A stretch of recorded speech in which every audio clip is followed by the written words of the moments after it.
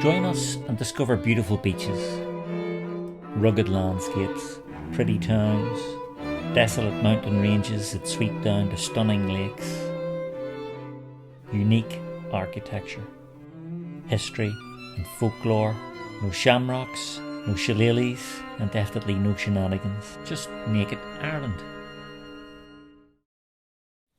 In this second film of two, I'll travel up the West Belfast Peace Wall on the opposite side of our last video.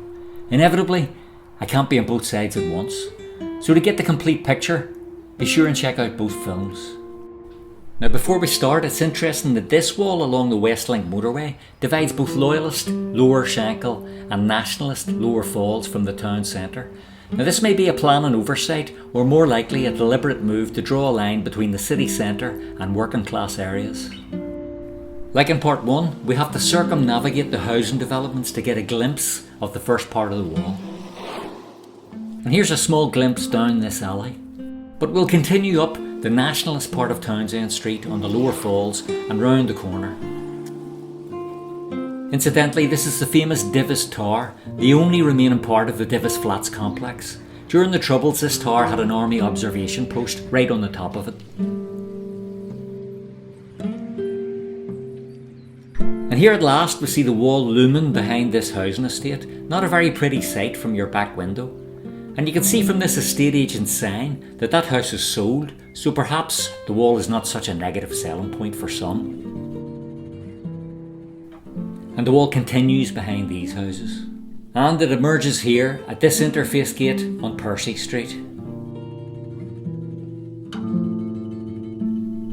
Now as in the last film, you can see how close these houses are to the peace line. They effectively have one hell of a garden wall.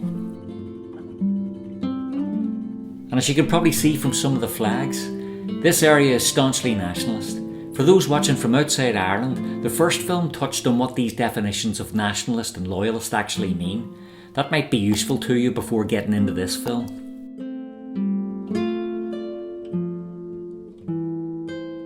Now we're at the Northumberland Street interface, which we visited in our last film. This time we're going in the opposite direction, from the nationalist side into the loyalist side.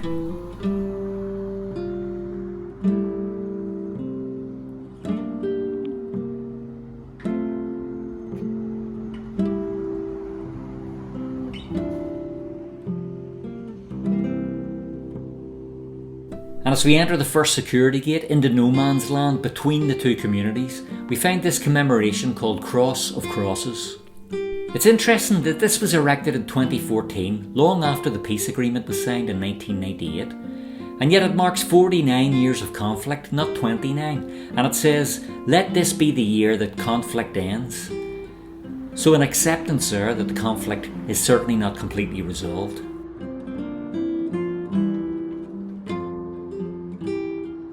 So onward through the other section of the security interface.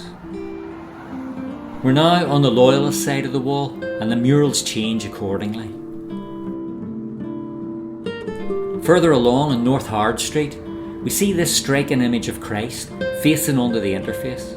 It's ironic really that Christ should look upon this very symbol of sectarian and religious hatred. And here more religious graffiti. And if we were to go through these gates, that would lead us back over onto the Nationalist Falls Road. By the way, if you find these films interesting or informative, now's the time to give it a big thumbs up and help support the channel. Please also don't forget to subscribe, that's the most important of all in terms of building the channel and bringing you more Naked Ireland videos in the future.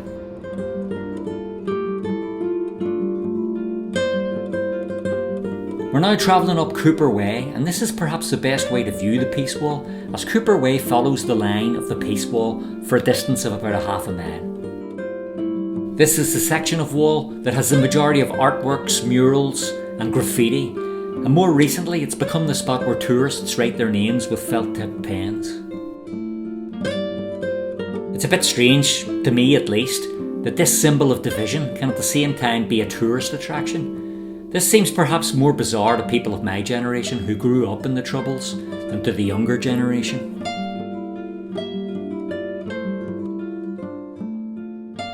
It's also kind of unfortunate that Belfast is known throughout the world for this negative aspect of our past. I hope the people who visit this also go into the city centre and see what the great city of Belfast has become since the peace process in 1998.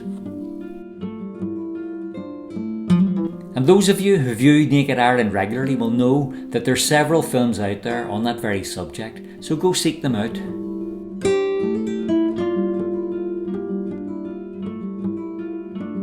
People draw comparisons with this place and the Berlin Wall.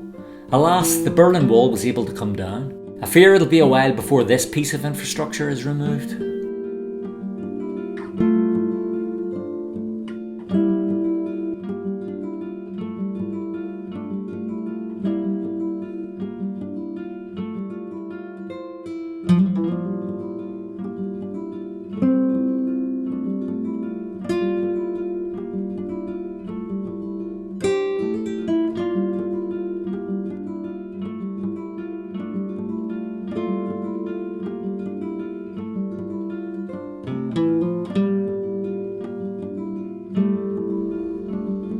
And here's the names of visitors to the city. You can see the improvised messages that sit alongside more permanent works.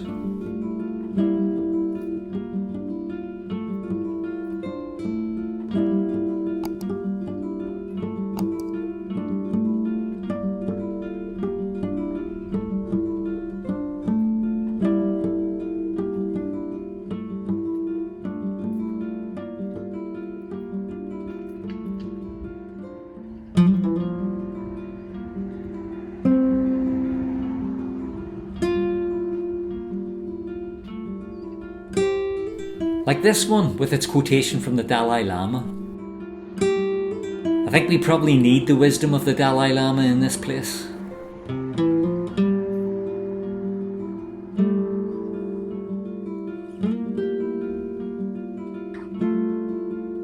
Anyway, on we go again. And we've got a lovely day for it, as you can see.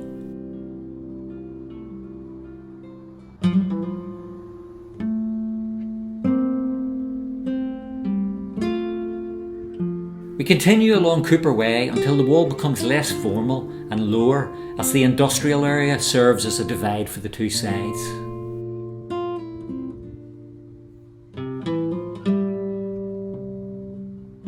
This is not a very elaborate part of the wall, I admit, but a wall is a wall and a fence is a fence. It keeps people apart.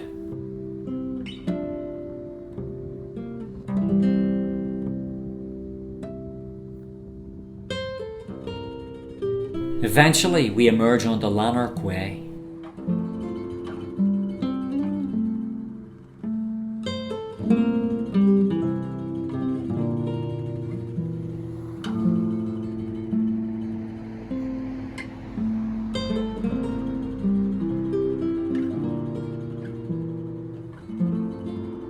Again, we looked at this interface in our last video, where we approached it from the Springfield roadside.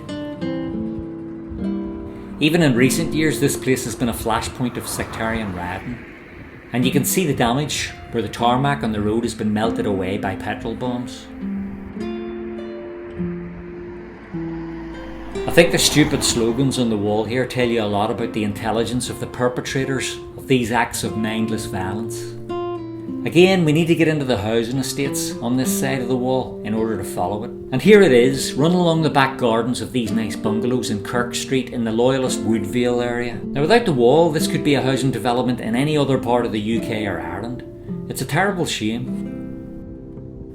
By the way, if you really like these Naked Ireland videos and wonder if there's some way you can support my work, you may know that you can offer me a donation by buying me a pint. Just follow the link in the second paragraph of the description beneath this video and that'll take you straight to the donation page. It's very simple. Even simpler for those watching on a computer or a TV screen. You can just scan the QR code coming up in the corner of the screen now. And again, that'll take you straight to where you can offer a donation. All donations, large and small, are really appreciated and so useful to the future production process. The formal wall terminates here in Workman Avenue. But we pick it up again not far away at Springfield Road Police Station. Now this police station is a good example of what police stations evolved into as the Troubles went on. Police stations improvised heavy fortifications from the start of the Troubles in 1969. But as time passed and it became evident that this increased security would be needed into the future, police stations began to build very elaborate and permanent fortified structures, such as this one, which also serves as a peace wall. Because on the other side of this wall, as we continue up Spring Martin Road, you may remember from part 1 of this 2-video series, is the Nationalist Springfield Park. Again, you can see by the maturing trees along the grass verge here how permanent this divide has become over the years. Again, please like and subscribe, share the video, hype the video, whatever that means, as it would be nice to find as wide an audience as possible for this film. I'm sure you'll do all you can to help with that.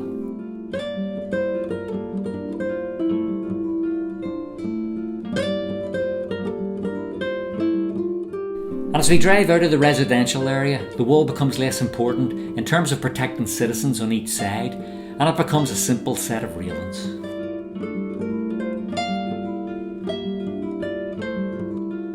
I hope you've got something from this video and the last one, and I'll see you all in the next Naked Ireland.